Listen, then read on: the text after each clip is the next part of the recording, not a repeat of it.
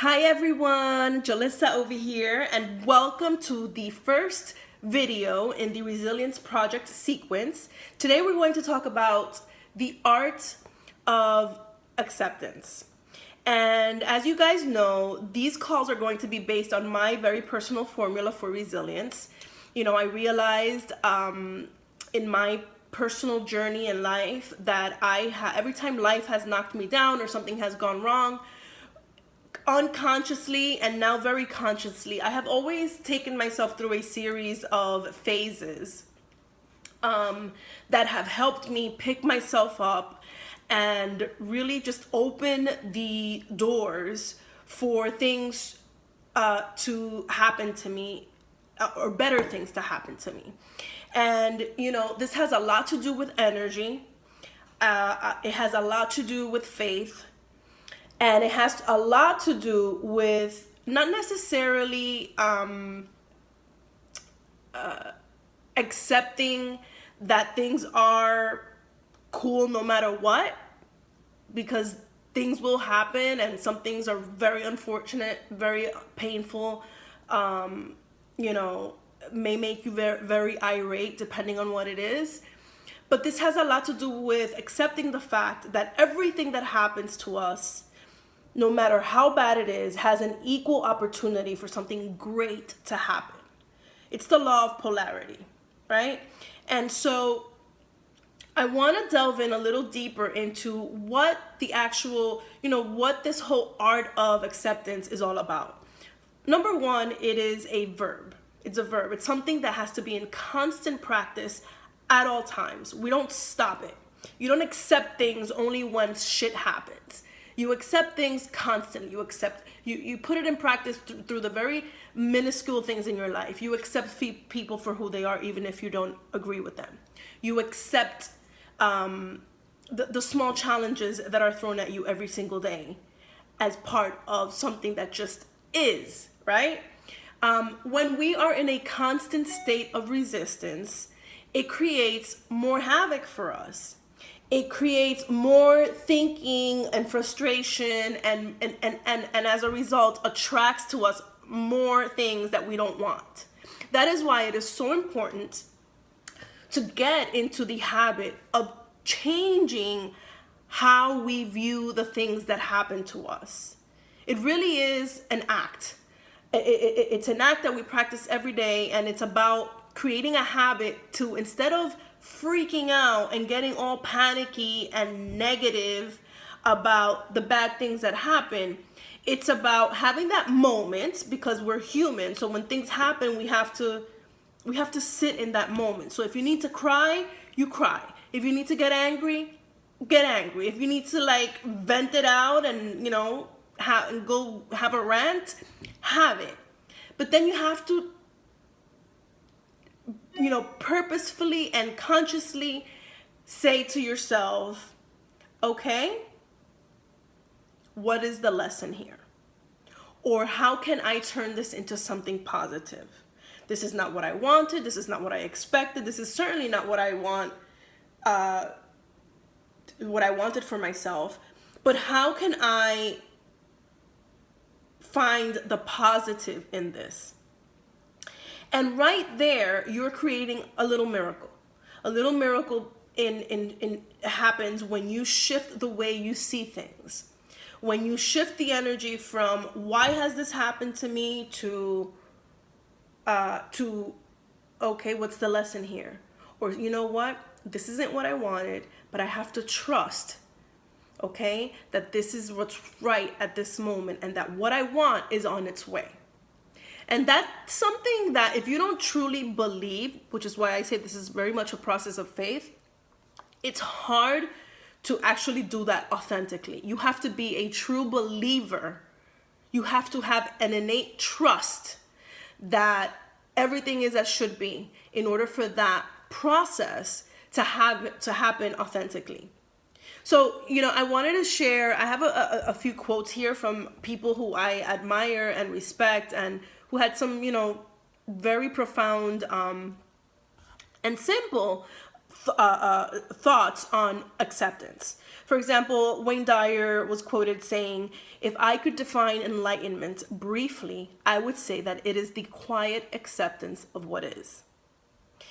Carl Jung, the philosopher, taught, "We cannot change anything until we accept it. Condemnation does not liberate, it oppresses."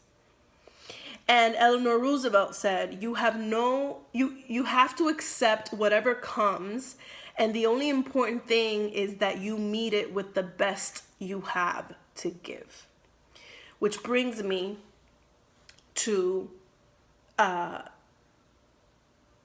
you really have to, at some point in your life, if you want to be that person who is resilient, if you want to be that person who, who gets back up on their feet and keeps on fighting for whatever it is that they want, and doesn't drag a lifetime of pity and woe is me and depression and just dragging negative emotions that keep blocking things from coming to you, you have to develop the discipline and the action, the daily action of acceptance. And so one of the things is positive expectation. So I am a person of tremendous faith. I always feel, and I've come to a point in my life where I know, because I have 38 years of a lifetime that I can look back at and just see perfect examples of how every bad thing that happened to me had something equally great for me. And so I have reached a point in my life when even when things wind me or they gut me, I am able to trust and believe that it was meant to be and that something greater is on its way. And it has always been that way. And so one of the things that I've always done, and I also realized that very recently through my own story, is that I've always used the serenity prayer. Lord, grant me the serenity to accept the things I cannot change, courage to change the things I can change, and wisdom to know the difference. There is so much power in that prayer. And I swear to God, I say that all the time. I think I learned that prayer when I was in high school, and it has been a constant in my life. Even for little things, like stupid petty things that may make me impatient. I'm very sassy and very kind of like, I sizzle very quickly. That prayer is always in my head. And I think it's, there's power in words, and there's so much power in that prayer because it really positions your mind to where it needs to be for you to be able to move forward, even in the midst of incomprehension, negative emotions. So asking for the serenity to accept the things you cannot change, because sometimes the things that happen to you cannot change. But that doesn't mean that it's over for you. That doesn't mean that perhaps something better, bigger, different than what you had in mind. Again, faith that something greater, right, is there for you. So, trust and believe that the universe works in alignment with you and for you and is completely in your favor. And get yourself in the habit of practicing acceptance every single day, no matter what is going on. Acceptance with people you disagree with, acceptance with, the situations that life throws at you every single day. You have to accept that everything that comes into your space is there to teach you something, okay? Or to take you to the next step, or to take you to the next opportunity, or to open the next door. And then what happens is when we get in that, again, going back to the part that this has a lot to do with energy. When you train yourself to do this, this is when you start opening that door, that energy for other things to come in. Because if you're constantly dragging the negative, the guilt, the anger, the pain, the depression, if you're pulling that, why does this always happen to me? Like, why? If you drag that and you don't shift that from why to, okay, it has happened, I have to see, what is it that I am not seeing? There's always things. Life is this just big mystical thing, right, that we don't understand at times. And metaphysics will teach you that we only see in 3 dimensions, but there are other, I think up to 12, I'm not an expert on this, but dimensions that we do not see. So there are things in play in the universe that you are not seeing, in your limited human capacity, that are at play and working in your favor. But you have to have the mindset and the focus and use the verbiage that is going to open up the space for these things to come into play. And if you're constantly dragging the negative, if you cannot disattach and surrender and get yourself in a place of grace and forever just really practice that faith, that blind faith, that things are going to work out better for you, you're just only going to create more havoc, more sadness, more misfortune, more stuff that you don't want. Okay? So check your thoughts. Okay? Practice acceptance every day. Put your faith in action by trusting that the universe is working in your favor.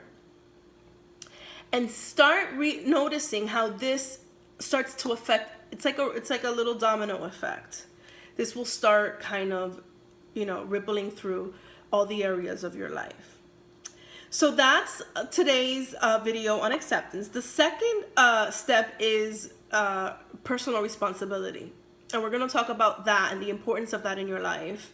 And how when you accept something and you get into that space of grace and just the surrender that this is not what you want, and this is not 100% what you expected, or you're down on your knees, but that you trust and you know that something better is coming.